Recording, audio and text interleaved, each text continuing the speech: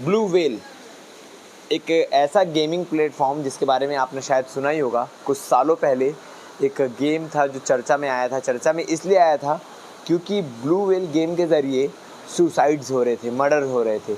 उस गेम में चैलेंजेस होता है। आप उस गेम में जैसे ही एंटर करेंगे तो आप गेम खेलते हैं, कई सारे टास्क मिलते हैं आपको धीरे धीरे, और लास्ट टास्क, फाइनल टास्क उनका रहता है सुसाइड टास्क। और इंसान उस गेम में इतना इन्वॉल्व हो जाता है कि उनके उस टास्क को भी मानने पर मजबूर हो जाता है और सुसाइड कमिट कर लेता है। कई सारे ऐसे केसेस आए थे, लोग बिल्डिंग की छत से कूदकर अपनी जान दे रहे थे इस गेम के ज़रिए। वैसा ही एक केस फिर से सामने आया है भिलाई में। भिलाई में एक नाबालिग लड़की, 13 साल की नाबालिग लड़की एक गेम खेलती है और गेम खेलने के बाद उसको टास्क दिया जाता है, जिस टास्क में उसे विदेश जाना होता है। कोरियन बेस्ड ये गेम है जिसमें उस टास्क को पूरा करने के लिए 13 साल की नाबालिग लड़की अपने घर से लगभग 50-60 हज़ार रुपये कैश और 2-3 तोला सोना चुरा कर निकल जाती है। निकलने के बाद क्या कुछ होता है, हमारे साथ सर मौजूद हैं जिन्होंने इस चीज़ की खबर हमें दी। उनको खबर जैसे ही मिली उन्होंने भिलाई टाइम्स में कॉल किया और ये सूचना दी। तो हमने सोचा क्यों ना लोगों को अवेयर किया जाए, क्योंकि आज के दौर में मोबाइल फ़ोन जितना अच्छा और जितना फ़ायदेमंद है उतना ही नुकसानदायक भी है। अपने अपने इस्तेमाल करने के ऊपर है। और 13 साल की नाबालिग बच्ची ने इतना बड़ा कदम उठा लिया, घर से इतने पैसे और जेवरात चोरी करके एक गेम के लिए सिर्फ बाहर जाने की प्लानिंग कर रही थी। क्या कुछ था भैया से जानेंगे। भैया, आपको क्या कुछ जानकारी मिली? ये घटना करीब 24 तारीख की घटना है। ये सुबह 7:30 बजे लड़की स्कूल के लिए निकलती है, लेकिन स्कूल क्या 3 बजे छूटता है। तो लड़की जब 5 करीब बढ़ जाता है तो माता पिता का डाउट होता है, तो वो स्कूल जाके चेक करते हैं तो लड़की नहीं मिलती है। फिर वो उधर रिश्तेदारों के यहाँ खोजबीन करते हैं तो तब भी लड़की का पता नहीं। करीब रात के 9 बजे लड़की के माता पिता थाने जाते हैं और थाने में जाके मुझे फ़ोन करते हैं। मैं जसप्रीत सिंह, आम आदमी पार्टी से। तो उसका आवेदन वहाँ पर तुरंत की सूचना पुलिस को दी जाती है। पुलिस इसमें कुछ एक्शन नहीं लेती है उस समय कि लड़की है कहीं गई होगी आ जाएगी करके। अगले दिन फिर ये सुबह 12 बजे मेरी तिहाई से बात होती है कि सर आप इसमें घटना के तुरंत इसमें कार्रवाई कीजिए, क्योंकि ये घटना कोई इससे बड़ा कुछ भी हो सकता है। तो फिर पुलिस में तुरंत एक्शन में लेती है। इसकी जानकारी रेलवे पुलिस को भी दी जाती है। तो रेलवे लड़की यहाँ से नागपुर से दिल्ली तक पहुँच जाती है और वहाँ से असम जाने के फिराक थी, और फिर वहाँ से फिर नेपाल जाने के बारे में सोच रही थी। उसके पास काफ़ी 50 से 60 हज़ार रुपया और 2 से 3 तोला सोना था।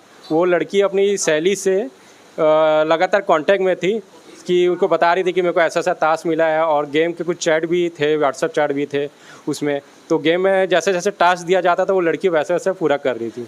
आपको गेम के बारे में क्या नॉलेज है कि किस टाइप का गेम था, उसमें क्या होता था? गेम में एक तो जिस हिसाब से उनके माता पिता बता रहे हैं कि गेम में ऑटोमेटिक व्हाट्सएप ग्रुप बन जाता है। ग्रुप में ऊपर से विदेश से कोई फॉलोअप करते रहता है, उनको जानकारी देता है आप ऐसा करो वैसा करो, आपके लिए ये फ़ायदा रहेगा करके। तो बच्चों का ब्रेन वॉश हो जाता है, जिस कारण वो लड़की इस ये कदम उठाई है। नेक्स्ट टास्क पूरा करने में मजबूर हो जाए। हाँ जी, नेक्स्ट टाइम आप करने के लिए मजबूर हो जाएंगे, जिसके कारण लड़की ने ये कदम उठाया है। खुर्सीपार थाना क्षेत्र का मामला है, जहां पर बीती रात सूचना आई कि एक नाबालिग बच्ची घर से 50,000 रुपये कैश और काफ़ी संख्या में सोने चांदी जो उसकी माता और पेरेंट्स के थे उसको लेकर घर से रवाना हो गई है या गायब हो गई है। किसी अनहोनी को देखते हुए तत्काल पुलिस ने मामले को गंभीरता से लेते हुए वरिष्ठ अधिकारियों को सूचित किया। वरिष्ठ अधिकारियों से निर्देश लेकर एक टीम बनाई और इस टीम पर से क्राइम ब्रांच की टीम और खुर्सीपार थाना की टीम ने इस मामले को पतासाजी करना शुरू किया। और इसमें सबसे महत्वपूर्ण बात ये रही कि मुरादाबाद जीआरपी ने भी इसमें काफ़ी सहयोग किया। मुरादाबाद से बच्ची को रिकवर कर लिया गया है। बाद में यह बात सामने आई कि बच्ची जो है कोरियन हिप हॉप डांस सीखना चाहती थी और उसकी वो काफ़ी बहुत ज़्यादा फ़ैन थी और उस मामले में पारंगत होना चाहती थी और उसी को सीखने के लिए अन्यत्र जगह की ओर कैश और ज्वेलरी लेकर रवाना हो गई थी और उसकी इच्छा कोरियन डांसर बनना था। तो ये जानकारी है कि एक बच्ची को 13 साल की बच्ची को टास्क दिया जाता है और वो जापान जाने के लिए अपने घर से कुछ पैसे और जेवरात चुरा के भाग जाती है। मैं बार बार यही कह रहा हूँ कि क्योंकि फ़ोन जितना फ़ायदेमंद है उतना नुकसानदायक भी है। ये एक पेरेंट्स की ज़िम्मेदारी बनती है कि मॉनिटरिंग करते रहे कि उनका बच्चा चाहे वो छोटा हो या बड़ा, पहले तो छोटे बच्चों को बिल्कुल भी मोबाइल फ़ोन यूज़ करने ना दें। रही पढ़ाई की बात, जो ऑनलाइन होते हैं वो आप अपनी आँखों के सामने रहकर करवाएं, क्योंकि बच्चा फ़ोन में क्या यूज़ कर रहा है इसकी जानकारी अगर आपको नहीं है तो ये बहुत घातक हो सकता है। आप उसकी सर्च हिस्ट्री चेक करते रहें, व्हाट्सएप ग्रुप चेक करते रहें, किस तरीके की बातें हो रही है, किन किन से बातें हो रही है, क्योंकि कदम कदम पे मॉनिटरिंग रखना ज़रूरी है। किसी भी घटना दुर्घटना का एक मूल रीज़न मोबाइल फ़ोन भी होता है। मोबाइल फ़ोन के ज़रिए इंसान वायलेंट होता है, मोबाइल फ़ोन के ज़रिए बहुत कुछ सीखता है, किस प्रकार से हमला करना है, किस प्रकार से नशा करना है, किस प्रकार से गेम खेलना है। तो ये ज़िम्मेदारी पेरेंट्स की होती है और छोटे बच्चों को मोबाइल फ़ोन बिल्कुल ना दें। जितना फ़ोन का यूज़ है उतना ही बच्चों को फ़ोन दें।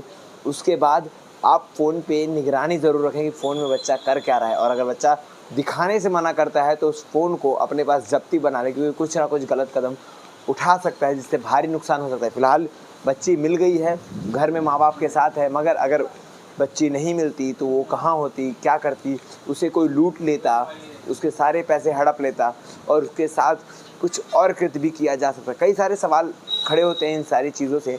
तो इस प्रकार के गेम से बचें, इस प्रकार के गेम्स को खेलने और खिलाने से अवॉइड करें, क्योंकि जैसा कि मैंने स्टार्टिंग में बताया कि ब्लू व्हेल एक गेम आई थी जिसके चक्कर में लोग सुसाइड तक कर रहे थे। क्या पता है इस गेम का अगला टास्क वहाँ एक बच्ची को बुलाना और उसे अपने मतलब के लिए यूज़ करना या बिज़नेस में लगा देना, कई सारी चीज़ें, कई सारे सवाल आते हैं। तो आप पेरेंट्स के नाते इन सारी बातों का ख्याल रखें और अपने बच्चों को मोबाइल फ़ोन देने से बचें। धन्यवाद।